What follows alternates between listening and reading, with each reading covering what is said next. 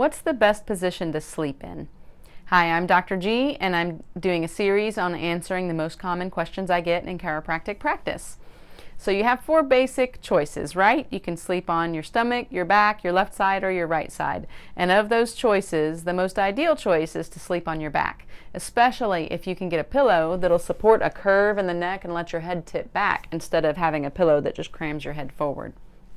Beyond that, sleeping on your side is perfectly acceptable, but very often when we sleep on our sides, we're kind of doing a hybrid of sleeping on our side and our stomach, where we get our top leg and we cock it way out in front of us to the mattress.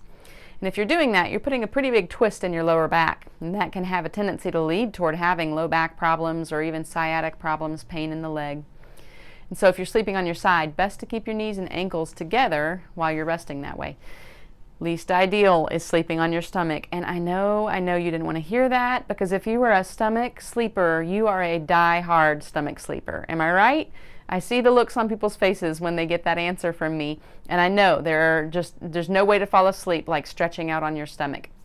But it can cause you to hyperextend or put an extra curve in your low back that can lead to some of the low back problems we talked about. It can also create a lot of issues for the neck, and that's probably the biggest area that it creates problems for, because you turn your head way over to the side, and then if you're one of those that puts your arm under your head, you're really extending it and rotating it.